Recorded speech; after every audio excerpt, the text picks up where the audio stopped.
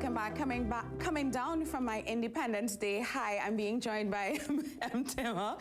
He's laughing. Why is he laughing? Mtima Solwazi from the Oral Tradition Roots Foundation, who is dressed patriotically in red. Yes, I'm still on my high. Yeah, I'm glad. So we wanted to talk about your inaugural TNT Youth Poet Laureate. I was just telling Mtima off air that I didn't realize that the name of the foundation was the Oral Tradition Roots Foundation. Yeah. Why focus on the oral tradition? Why is that so important to your organization? Well, first, good morning to your viewers and listeners, and thank you for having me here. And yes, I'm still on my independence high. Great. And happy independence. Happy independence. Yeah. So why focus on the oral traditions is an opportunity to give persons, in particular young persons, that space to express themselves and to share their lived experiences and social realities. Because, you know, we are storytellers. Yes. That little clip I showed earlier, that's a story in itself. Right? The water? Yeah. An entire story. So we use what we have, you know, our oral culture, and we use that.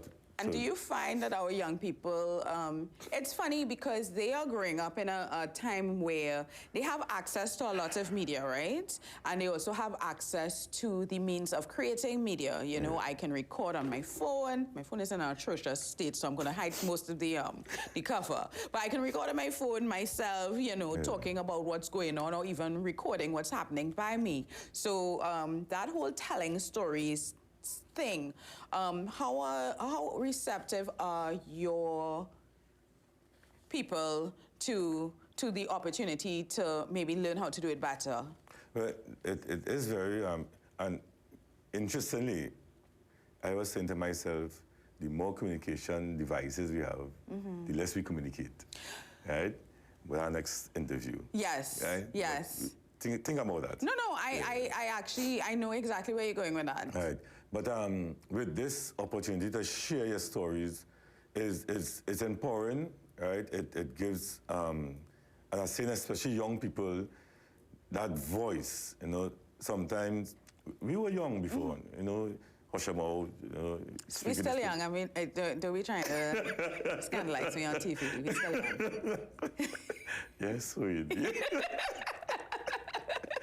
When we were younger. Correct. Right? But it really gives them that space to share and to be seen, to be heard, and to be taken seriously. Especially since as a society, we talk at young people. We don't even talk with them, so we don't listen when they respond to us. So you all have your inaugural Trinidad and Tobago Youth Poet Laureate, and you selected Mishael Henry. Well, he by merit, well, listen, that young man, he's different. Yeah, that's him. That's Mishael on screen that you're seeing here. What do you mean by different? I'm hearing the awe, but expand for us. So we had our annual spoken word slam. It's called Roots Poetry Slam. This year it's opening on the 8th of September this year. September is a great month. We love it. Yes. And Mishael, he came first, right?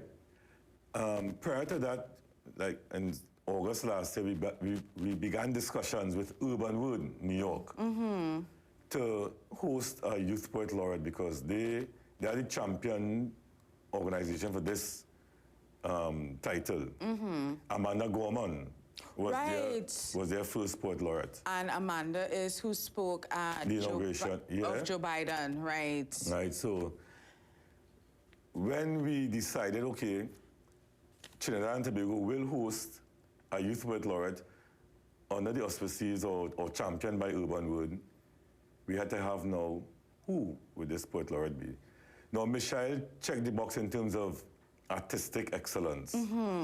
But in Urban Word and a lot of other groups in the US, they focus on civic engagement. Right. Yeah, very seriously. Now, it's so serious. They say, if you are a poet and you are not involved in civic engagement, community activism, you're just rhyming words. Oh, wow. You're not a real poet. It's funny because obviously when I was alluding to this, I said, you know, I made mention of the fact that you said there's no poetry without activism and that I wanted you to get into that. Yeah. That is really interesting. Just rhyming words. That's harsh. No, listen. That's harsh. When I heard that, I think it was about in 2016 or something, I heard them say that, I said, okay. Now, Mishael checked all the boxes. He didn't need to be told. He was already aware that poetry is activism. He won our slam. He is involved in youth activism, civic community activism. Yeah, he participated in the Her Story, Our Story campaign for the 16 days of activism against gender-based violence, which we talk about a lot on this show. The I Am Here Borders of Hope campaign that raised awareness about migrant issues. So he's already GBV, migrant issues, and he played a role in Panther Poets, a 3-part series related to interactions and relationships between migrants and locals. So that is also, you know, dealing with a bit of the xenophobia that the migrant community has experienced in their struggles to integrate properly. So that, he understands, he embodies this whole poetry is activism mantra. So that urban word is Yes. So what does this mean? Like what does being the Youth Poet Laureate mean for Mishael? What is some of this stuff that he's going to have to do as part of his title? And so it's a 1-year title, right? It involves works. Well, they will help train him further. Yes. Right. He will have opportunity to be in the U.S. also. He's also eligible for the U.S. National Poet Laureate. Oh, wow. Yeah. Now, if you go on Urban Word website and they look at programs, partners, you will see all the states that are listed as having Poet Laureates.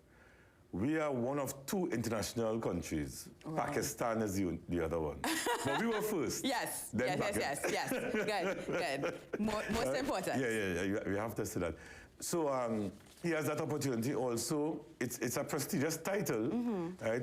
And out of the U.S., it's a political appointment in terms of the Poet Laureate through Urban Word is a Library of Congress appointee or title holder. Right. So it comes with its prestige on that level. But there's also genuine work that he has to be doing. Yes. Okay. And the nice thing about it with Mishael, he is in his comfort zone. Doing this. So he'll just be continuing doing what he's already doing. Just having a title now. How old is Mishael? Because obviously he's young. Yeah, I think 18 years old. Yeah. That's amazing. And that, of course, is going to help his development as he does the usual exams and all of that, you know, helping with his public speaking, his expression. But again, he's clearly being developed into a well-rounded young man who can do not just the academics and the arts, but also the activism. No, I don't want to sit here and wholeheartedly claim Mishael, because Mishael belongs to another organization where all those qualities were developed in that organization, right? Which is his, he's a junior core for the 2 Cents movement. Right. So he came through that. Well, he's still a part of that organization. But as I said, for this title, he entered our slam, he came first, and he checked all the boxes. All right, so when does his, so he's going into this Urban Poets Poet Laureate competition. Well, Poet Laureate, so just give me timelines for it's these competitions. a 1-year title. Right. From August to August next year. Okay. And when is he expected to compete in the U.S.? No, he will be eligible. Okay. Yeah, okay. Those are some things we will be working out with Urban Word. Because remember, there's something new. Yes. And in terms of new internationally for them, they are accustomed running their Youth Poet Laureate throughout the states. Right. It's the first time they really dealing with international. We still have a lot of things we're trying to work out, right? But we really want him to get out there. Yes. and, you know, represent. Well, it's a pity we didn't have him this morning because we had technical difficulties. Yes, I think that's the best way to describe it. So hopefully we'll be able to have him on and we get to share his talent with the national community. All right, so Mtima, thank you so much for joining us this morning. And we are going to take a very quick break, but when we come back, we have a very inspiring story, a book called Still Standing and the woman behind it.